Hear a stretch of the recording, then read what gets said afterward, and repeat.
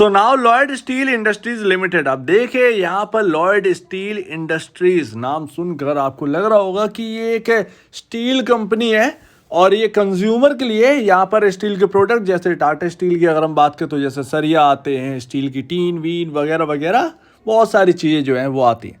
तो क्या ये कंपनी भी यही वर्क करती है? एक्चुअल में इसका काम बहुत डिफरेंट है। ये स्टील इंडस्ट्रीज नाम सुनकर आप बिल्कुल भी चौंकिएगा मत, लेकिन इनका काम जो है वो बहुत ही डिफरेंट है। इनका कोई सरिया बनाने का काम नहीं है, ना ही कोई टीन या कुछ भी। असल में ये जो स्टील के जो प्रोडक्ट बनाते हैं वो एक्चुअल में कंज्यूमर के लिए नहीं है। कंज्यूमर का मतलब जो रिटेल कंज्यूमर्स हैं उनके लिए नहीं है, आम जो लोग हैं उनके लिए नहीं है। इनके बड़े बड़े क्लाइंट हैं। एक्चुअल में ये डिज़ाइनर और मैन्युफैक्चर हैं हैवी इक्विपमेंट के, मशीनरी और सिस्टम फॉर हाइड्रोकार्बन सेक्टर के लिए। ऑयल एंड गैस के जो प्लांट्स होते हैं उन पर जो मशीन के यूज़ करना पड़ता है उनके लिए बनाते हैं प्रोडक्ट। और यहाँ पर steel plants, power plants, nuclear plant, boilers जो चाहिए होते हैं, न्यूक्लियर प्लांट में जो बॉयलर चाहिए होते हैं वो भी ये यहाँ पर जो है ना मैन्युफैक्चर करते हैं, डिज़ाइन मैन्युफैक्चर करते हैं और बाकी प्रोजेक्ट्स को भी ये करते हैं।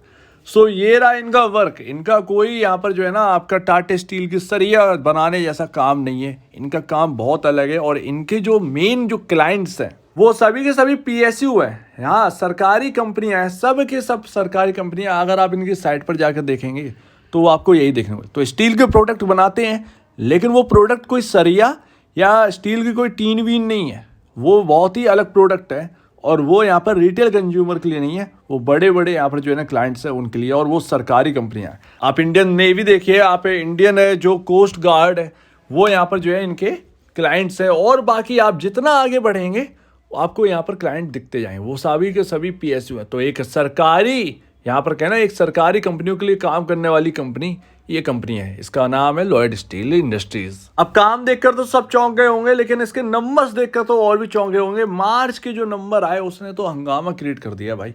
रेवेन्यू 175.10 करोड़ का निकल के आया। जंप, भारी जंप, 849% की जंप है ईयर ऑन ईयर बेसिस। पिछले साल अगर आप देखें तो पिछले साल के कंपैरिजन इस क्वार्टर में 859% की जंप देखने को मिली है रेवेन्यू। तो कंपनी कमाई जो है वो धाकड़ हुई है।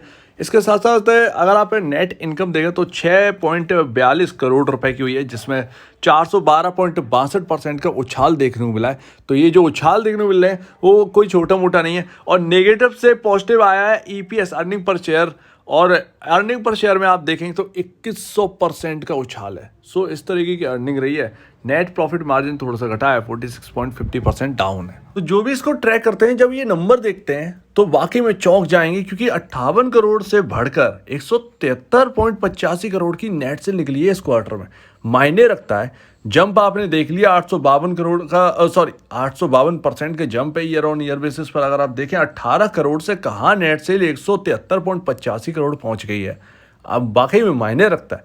लेकिन अगर ये स्टॉक आप ट्रैक करते हो और अगर ये एक फंडामेंटली अच्छा, वैसे फंडामेंटल अभी इतना अच्छा नहीं है, फंडामेंटल अच्छे हो जाएंगे, लेकिन अगर ये मल्टीबैगर रिटर्न वाला स्टॉक होगा तो अगले 3 क्वार्टर जो है वो बहुत बेहतरीन बीतेंगे इसके। क्यों? क्योंकि अभी आपका ना पहला क्वार्टर आपका जो है ना वो अच्छा है, राइट। पहला क्वार्टर है ये जिसमें 173.85। अगर ये वन टाइम वाला नहीं होगा, वन टाइम का मतलब कोई एक बड़ा ऑर्डर मिल गया और उस क्वार्टर में इनका काम बन गया, मजा आ गया भैया, उसमें नेट सेल इनका बहुत भारी भरकम देखने को मिल गई। अगले क्वार्टर में होगा, अगर ये वन टाइम वाला होगा तो नेक्स्ट क्वार्टर में 173 की आपको नेट सेल नहीं देखने को मिलेगी। 173 करोड़ आपको देखने को नहीं मिलेगा, एकदम डंप हो जाएगा, एकदम गिरने लगेगी नेट सेल।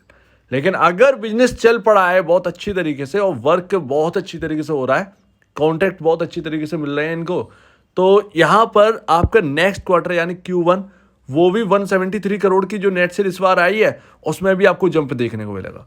अगला जो Q2 आएगा उसमें भी आपको जंप देखने को मिलेगा। तब आप यहाँ पर जो है ना क्लियरली यहाँ पर समझ जाएंगे कि हाँ, कंपनी का वन टाइम का गेन नहीं है, जो कुछ भी है कंपनी का जो बिजनेस है वो लगातार बढ़ता जा रहा है।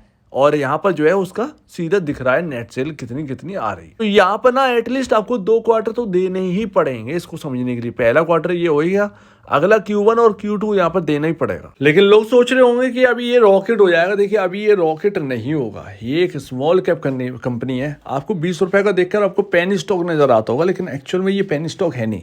इसका मार्केट कैप 2030 करोड़ है और इसके नंबर्स अगर आप देखें तो अभी 173 करोड़ आई है। ऐसे कोई नंबर्स नहीं बन चुके हैं कि यहाँ पर जो है ये चिल्ला अगर कहने लगे कंपनी कि भाई 2000 करोड़ तो हमारे लिए बहुत कम है, एटलीस्ट हमारी मार्केट कैप 5000 7000 करोड़ होना चाहिए। तो ऐसा कुछ भी नहीं होगा। प्राइस वाइज यहाँ पर छोटा है, इंटरेस्ट ज़्यादा है रिटेल इन्वेस्टर का, इसीलिए यहाँ पर जो है ना आपको चकाचौंध दिखाई दे रही है, लेकिन एक्चुअल में ये बहुत बहुत बड़ा मार्केट कैप है। और ऐसे नंबर्स पर ऐसे मार्केट कैप का होना मतलब इतना आसान नहीं होता है। अगर कंपनी का कामकाज यहाँ पर जो है ना बढ़ गया हो तो अभी तो ये शुरुआत है। 2 क्वार्टर जो मैं कह रहा हूँ, 2 क्वार्टर अगर आप देखेंगे तो इसका अर्निंग पर शेयर जो है ना वो तेज़ी से बढ़ जाएगा। उसके बाद तो आपकी कंपनी की जो वैल्यूएशन वो तो बढ़नी है। अगर ये सालाना यहाँ पर कैपिटल गुड मार्केट के अंदर, कैपिटल गुड कंपनी है ये, अगर ये 500 करोड़ 600 700 करोड़ के आसपास की नेट से ले गए, जैसे मान लीजिए 173 करोड़ का आपका आया, Q1 में भी अगर आपका यहाँ पर जो है ना 180 करोड़ निकला है, Q2 में आपका 190 200 करोड़ के आसपास निकला है, Q3 में थोड़ा सा उससे एवब आ गया, Q4 में भी थोड़ा सा एवब आ गया, ऐसे करके ऑलमोस्ट आपका 800 करोड़ के आसपास का बन जाएगा। 800 करोड़ का नेट सेल और आपका प्रॉफिट जो है, अगर आपका प्रॉफिट जो एक निकलेगा 20% भी अगर आप देख लें तो 160 करोड़ का अगर आप प्रॉफिट निकाल लेते हैं तो फिर यहाँ पर जो है ना आपका नंबर जो है ना, जो आपका पी रेशियो है, जो आपका इंडस्ट्री पी से ज़्यादा है, वो अचानक से इतना डाउन आ जाएगा कि आपकी कंपनी की वैल्यूएशन जो है ना वो रिच होने लगेगी। ऐसे में आपका स्टॉक का प्राइस जो है ना वो 20 रुपये, वो 20 रुपये नहीं रहेगा, वो फिर 40 50 60 रुपये तक चला जाएगा। तो ये इस तरीके की परफॉर्मेंस अगर ये कंपनी दिखाएगी तब ही ये पॉसिबल है। इन नंबर्स पर अभी ये पॉसिबल नहीं है कि यहाँ से 20 रुपये से ना 60 रुपये या 70 रुपये की हो जाए, बिल्कुल पॉसिबल नहीं है। अगर ऐसा होगा तो बहुत महंगा हो जाएगा। खामखा यहाँ पर जो है ना एक डाउनफॉल यहाँ पर जो है ना देखने को मिलेगा बहुत तंगड़े में। तो एटलीस्ट आपको 2 क्वार्टर देखना चाहिए, वो Q2 तक का आपको इंतज़ार करना चाहिए, यानी कि सितंबर तक का।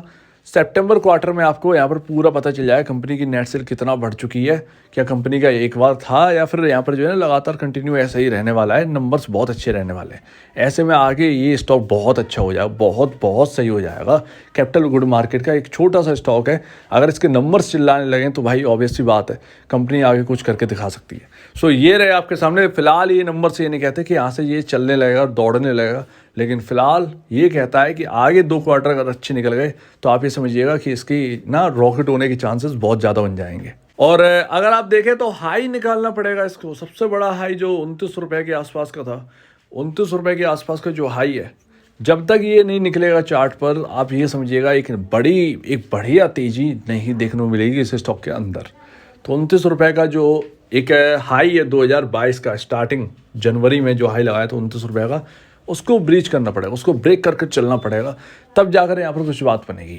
तो ये रहा लॉयड स्टील के ऊपर छोटा सा एनालिसिस। आपका क्या कहना है इसके ऊपर कमेंट सेक्शन में कहिएगा। और अगर आपको इस वीडियो को प्रॉब्लम है, कुछ पूछना है, कुछ बताना, कुछ कहना है तो प्लीज कमेंट सेक्शन में कहिएगा। और अब दीजिए वीडियो देखने के लिए बहुत धन्यवाद दोस्तों।